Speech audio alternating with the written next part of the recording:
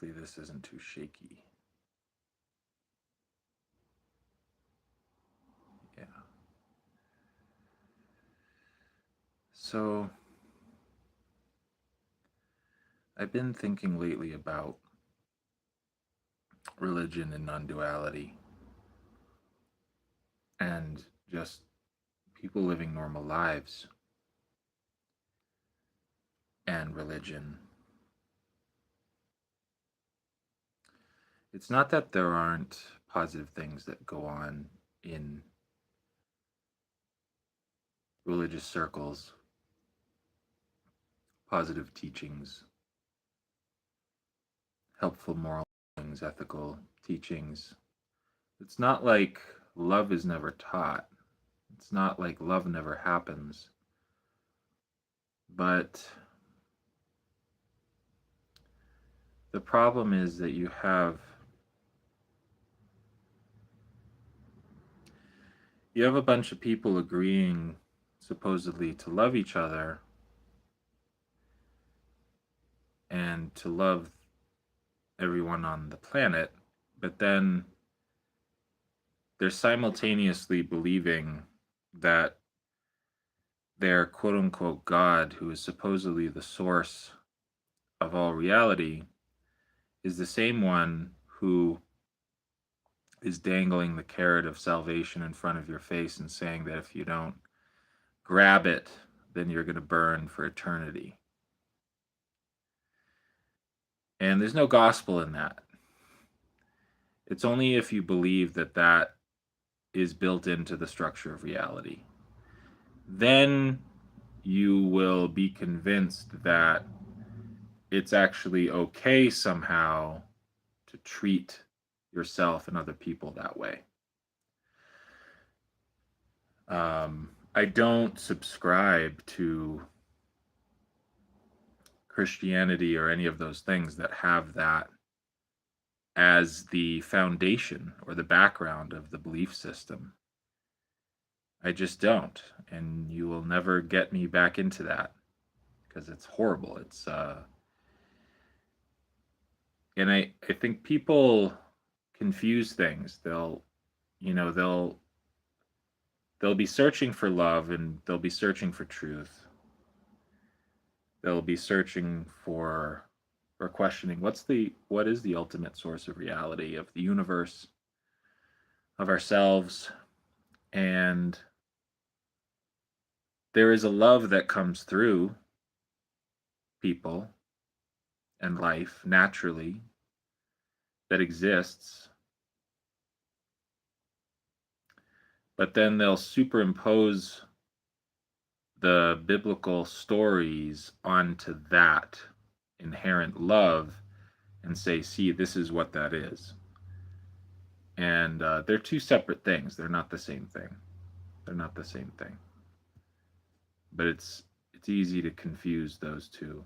You don't find true love in the Bible. I'm sorry, you don't find it. Not in the teaching. Not in the you might find something like that in some of the stories, in the details of the story, but you don't. Christian theology is not about love. I'm sorry. It's people who want to love, who have inserted principles of love into Christianity, but this like love everybody and forgive is not part of Christianity originally. You can almost hear all the Christians up in arms against me right now. No, because even Jesus, I mean, Jesus was xenophobic. Um,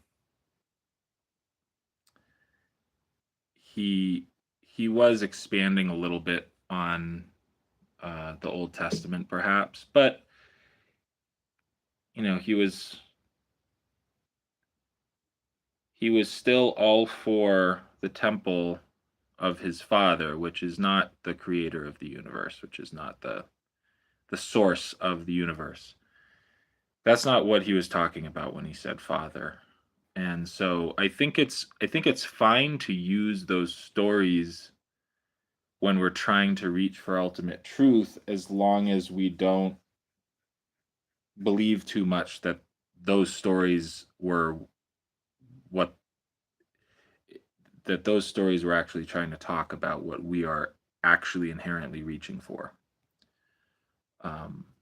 Because anything that comes out as a teaching of supposed love and then says, well, you need to believe in Jesus, otherwise you're going to hell. Where's the gospel? Again, you have to believe that you have to buy into the belief system of that the structure of reality itself is built like the Christians or the Jews or the whatever say it is, which is something like there's an objective creator of the universe that is an entity of some sort, and we are in some way separate from this entity, which is the creator of the universe, of everything. And we screwed up years ago, and we are sinners, and we're separate from God, and we have to make retribution for that, and et cetera, whatever the story is. We're not inherently free. All this stuff. It's rubbish. It's rubbish. It's rubbish. You don't need it. You don't need it. You don't need it at all. It's really great because you don't need it at all. You don't need to ever look in that book again.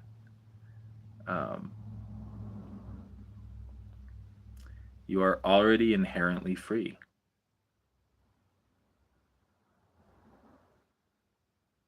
You are already not separate from the universe. And not only that, but this idea of God. If by God we mean the source of the universe.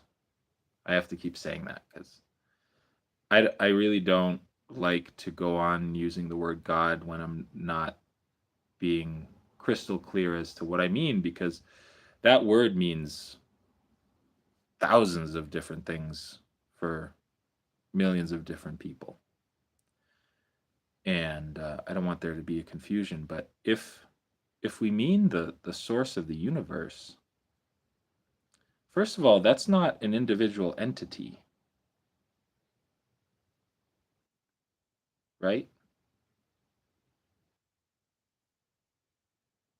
These Christian and otherwise teachings, even though in just such weird, roundabout, not exactly spoken or really properly investigated ways, everyone seems to collectively, unspokenly, for the most part, agree that this God, who is the source of the universe, is some objective entity.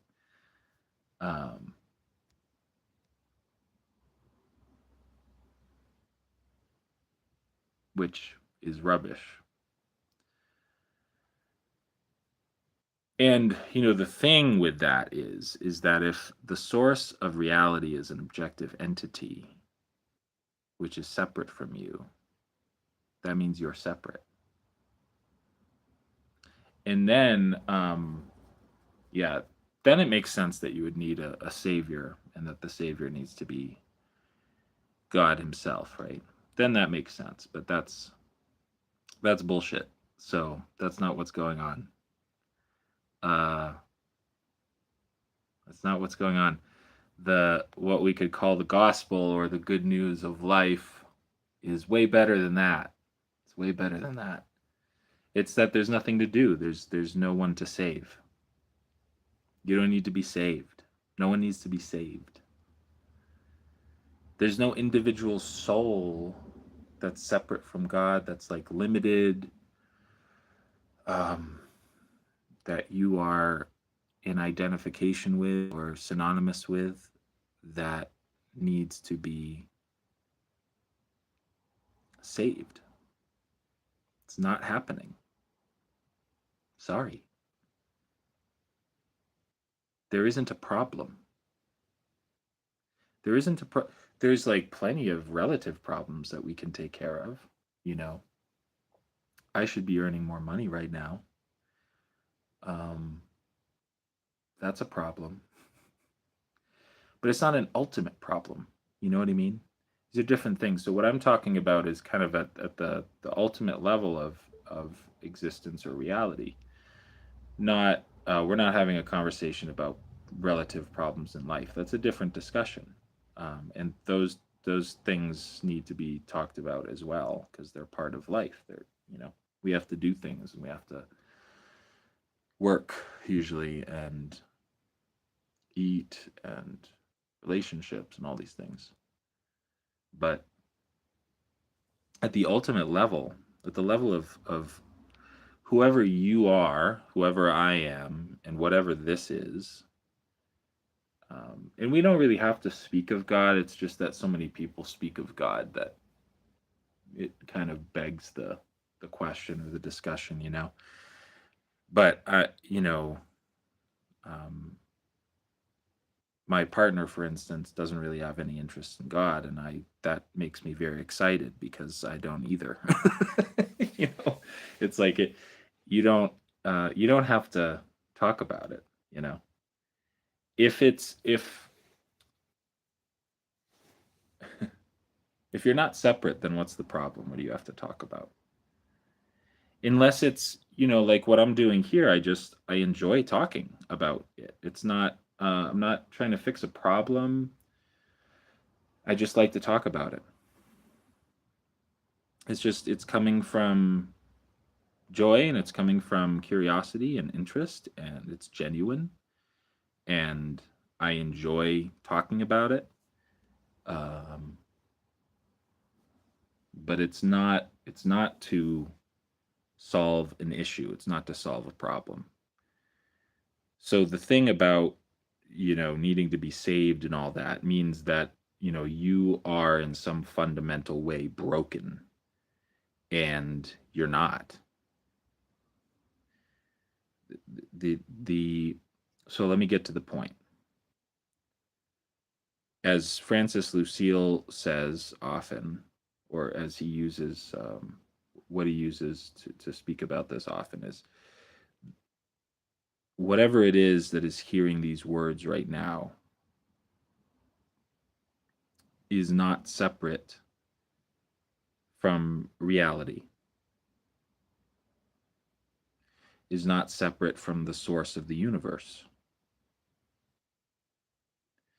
The reality that is hearing these words right now, which we could call consciousness or being,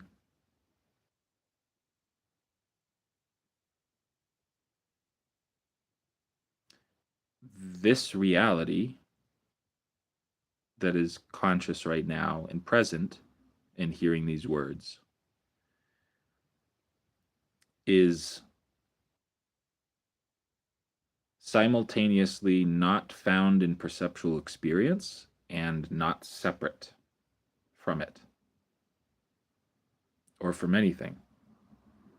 And what non duality points at is that the one who is hearing these words right now is God, is what we refer to as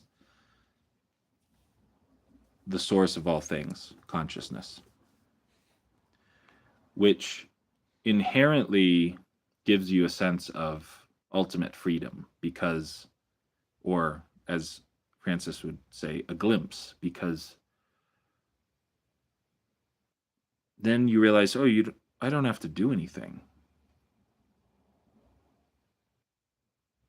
I am inherently connected to all reality, to the universe.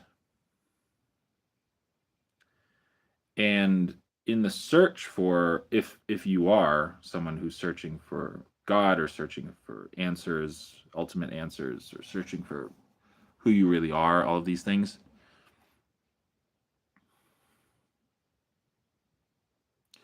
well, who you really are can't be anything that comes and goes if you are conscious. And that's the thing. The reality that is hearing these words right now is conscious. And you can't be fully convinced with the argument, if you make it, that, well, consciousness is a product of the brain, so consciousness is just another thing. But I'm a person. I'm a person with a body. But what is hearing these words right now is consciousness itself. We could say the body, uh,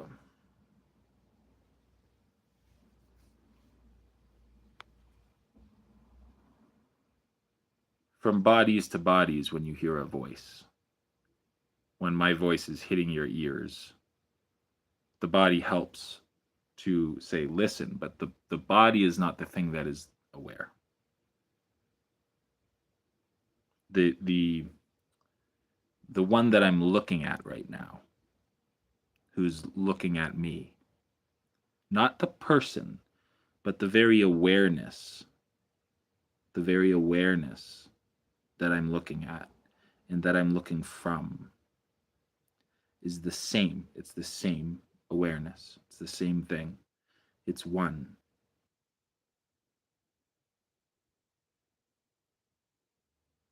It's one. It's one awareness. It's not three persons. Uh, it's not 7 billion persons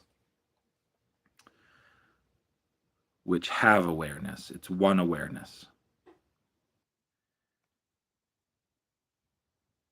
And this is the I could talk forever about things, but this is the real linchpin of what we could call true spirituality. This is the real linchpin of non-duality, which is not cognitively talking about spirituality in a purely reductionistic way, but speaking directly to the reality that is hearing these words right now and pointing out to that reality that that is the essence of who you are. There's no other standing point from which you are looking other than consciousness, other than being aware. There's no other place you're coming from. And you'll notice that this consciousness doesn't move.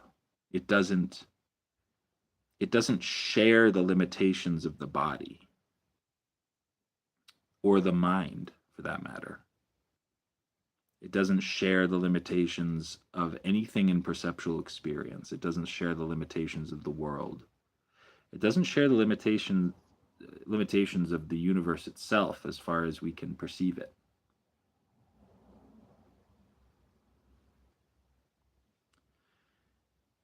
And it is outside time. This is sounding a lot like God, right? This is how you're not separate from God or from the ultimate source of the universe, from the substance of the universe itself, from reality itself. This is how you're not separate, is because the very reality from which you're looking, from which you're aware right now, is the same reality of the universe.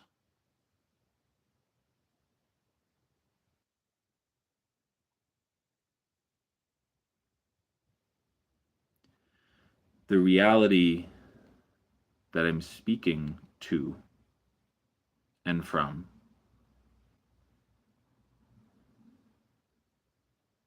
is conscious. And that's what you are. That's literally where you're coming from, is consciousness.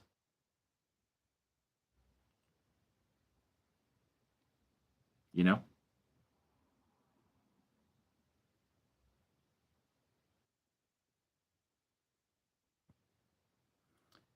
It's incredibly freeing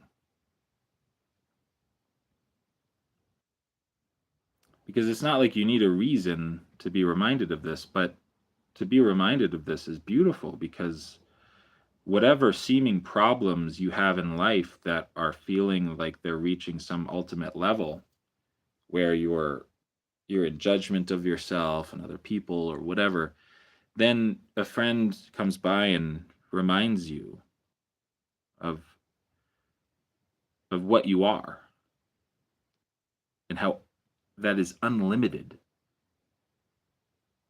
boundless.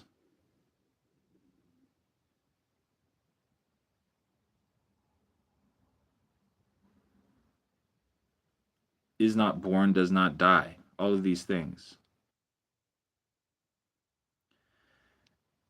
In mysticism, we get close, we get kind of to the threshold of this, of pointing at this reality of what we are, but it still seems out of reach because it's mystical. It's like, ooh, I don't know. It's, you know, God is without form, is outside of time, and blah blah blah blah blah. But as usually, as long as we're talking about quote unquote God in this way, we're usually talking about some other being, some reality that's outside of ourself, of our own experience. But that literally could not be further from the truth. The direct path is, instead of feeling like you have to go through that scenic route of all those things, perceptions, beliefs, dogmas, um, you go directly to your experience as awareness. When you go directly to your experience as awareness, you find the ultimate source of all things. You find the unlimited, unseparate being. And your search for your identity stops at that moment. Because it's like you're reminded, oh, it really felt like a dream. But now that I'm reminded of what I am, not what I am as a person, it's different than that. It's not on that level. It's not a personality identity or anything like that. That's not what we're talking about. When you're reminded of what you are, when you're brought back to the consciousness or the reality that is hearing these words right now,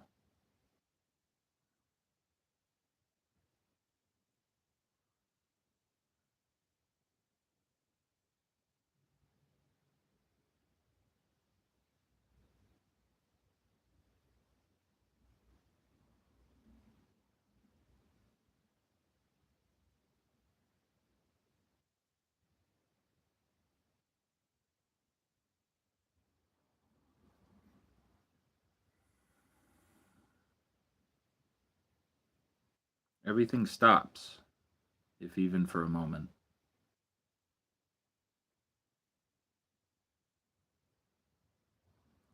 And you no longer feel separate because you're reminded that you never were separate.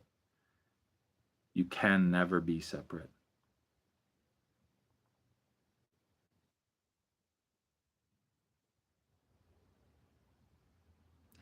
And we have this freedom to go into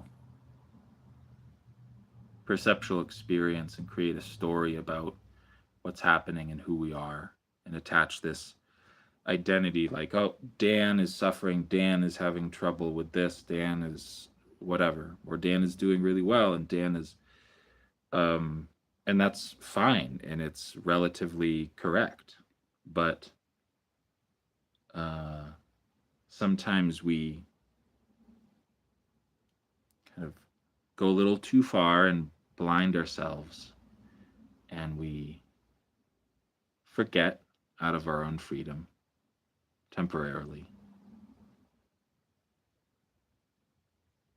that we're not separate, that we're not limited to this body, this mind. We just forget what we are. We forget what we are. And we do that out of our own freedom.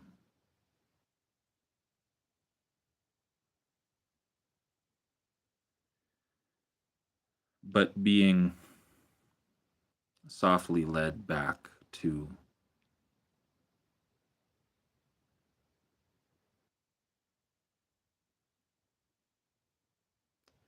our true perspective, which is consciousness itself,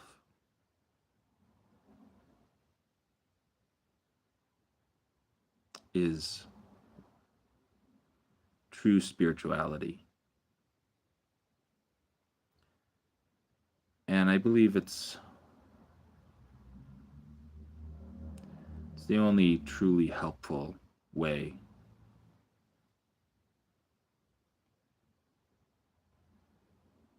to have a relationship with someone who is looking for truth, or who believes they're lost, separate, limited.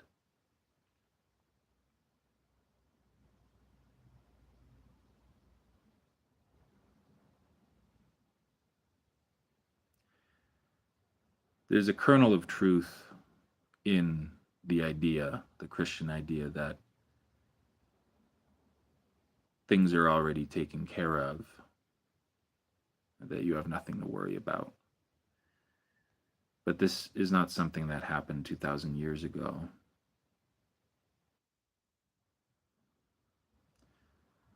No matter how the Christians want to make that into a metaphysical argument where, well, it happened inside and outside of time. Okay. That doesn't change the fact that even before all of that, through all time, there's never been separation. Because you're not a separate entity who is in search of unity. You just think you are. But the gospel, if there is a real gospel, is that you are not separate. And there is no need for salvation because there's no one to be saved. It's already all okay. And you are one with all of reality. And the place where you're looking from is itself the essence of reality.